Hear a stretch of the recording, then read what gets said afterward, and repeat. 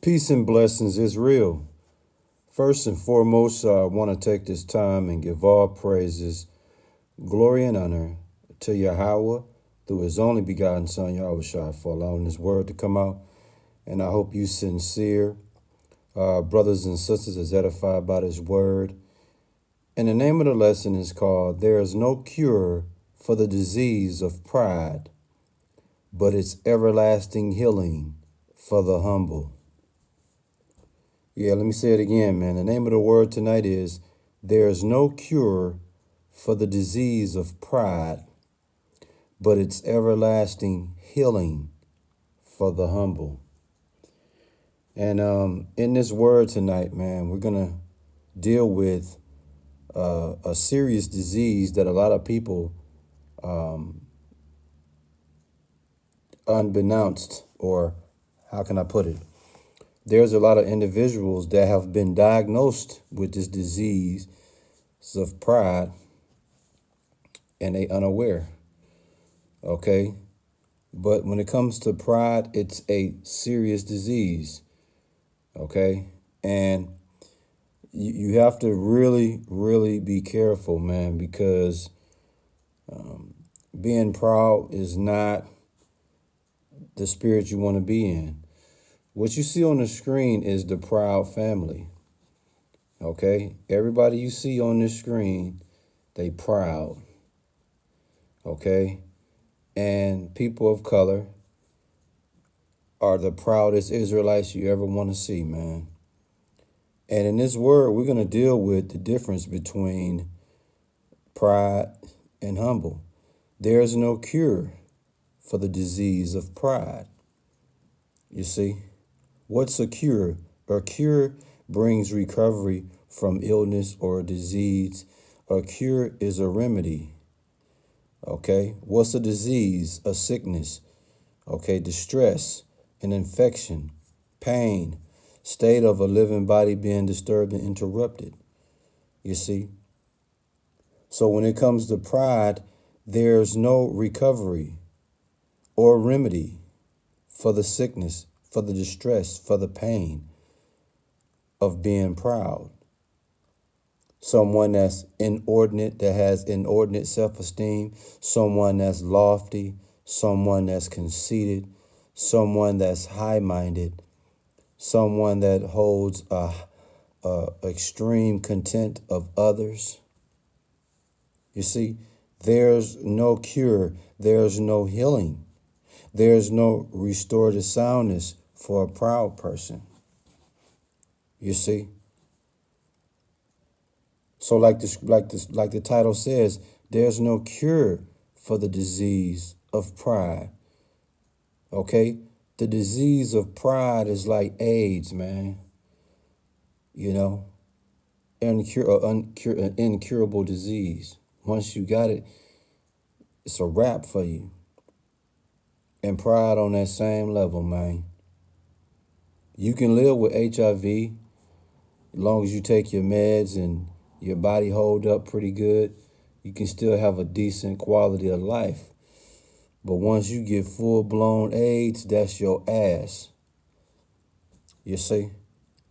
But what the title says, but it's everlasting healing. Okay? In other words, it's a cure for the humble. Who would be the humble? Those that's low, that have a lowness of mind. Those that's modest. Those that are free from pride and arrogance. Okay?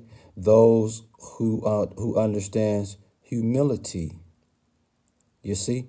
When you operate in them circumstances, man, it's always gonna be a cure for you. It's always gonna be, you're gonna always be able to recover. Okay? You're always gonna be restored when you humble. You see? What's the name of the lesson, man? There's no cure for the disease of pride, but it's everlasting healing for the humble, man.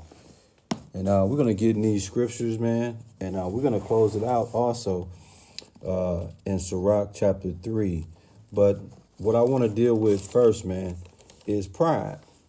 So you can understand the detriment of pride, because see, a lot of people are proud, and they are proud to be proud, not understanding, man, it's a detriment to that thing, man.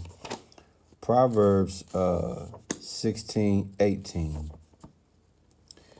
is what we want to bring.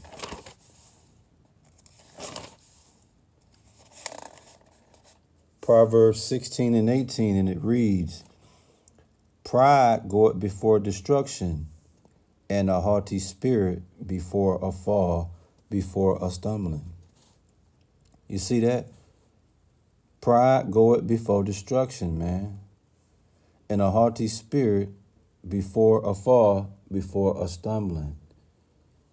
You see that in verse 19 in Proverbs 16. "Better it is to be of an humble spirit with the lowly than to divide the spoil with the proud." You see that? The lowly, the humble.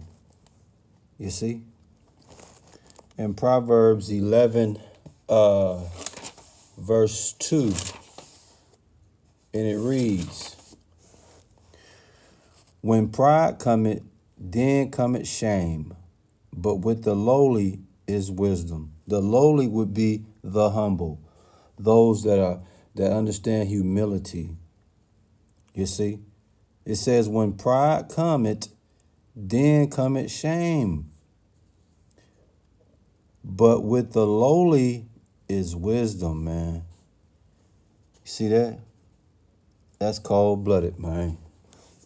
So tonight, you're going to understand, man, lose that spirit of pride, because it ain't nothing good going to come from that, man. Told you, pride before destruction, man. So you headed in the wrong direction if you're entertaining pride, being proud. All right? In Psalms 37:11, man, it says, "But the meek shall inherit the earth, and shall delight themselves in the abundance of peace," man. You see that? See, that lines right up with the title when it says, "There's no cure for the disease of pride, but it's everlasting healing for the humble." You see that? What's better than everlasting healing for the humble than in Psalms 37:11 when it says, "But the meek shall inherit the earth, and shall delight themselves in the abundance of peace." That's cold, man. That's cold-blooded, man. And that's where we need to be on, man. In the days that we living in, people are the proudest I've ever seen them. I'm talking about the proudest I've ever seen them. And they don't even understand there's no cure for the pride that they walking around in, which means they are destined for destruction. They are destined for destruction, man. They destined for destruction. As we get ready to close out this word, I want to deal with Sirach chapter 3.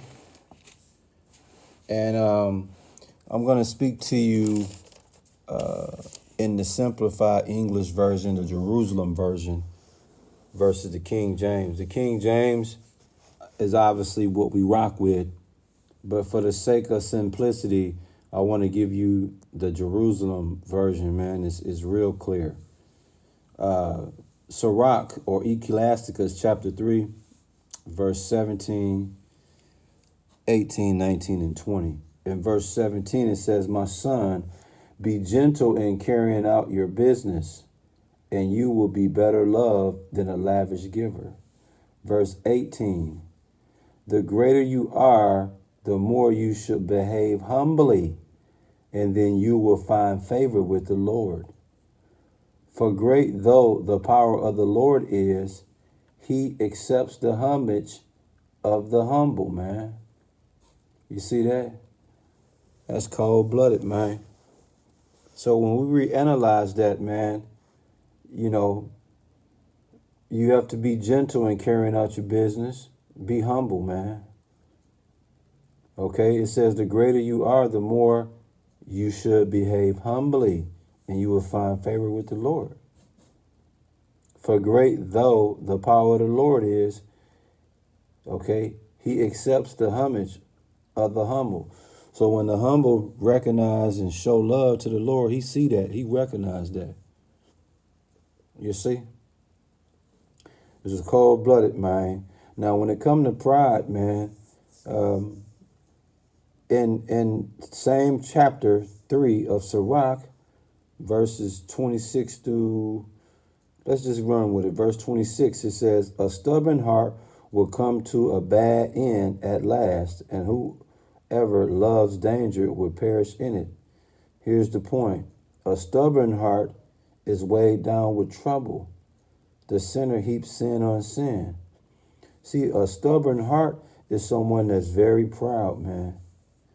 It says in Sirach 3, verse 28, it says, there is no cure for the proud man's malady, since an evil growth has taken root in him. You see that?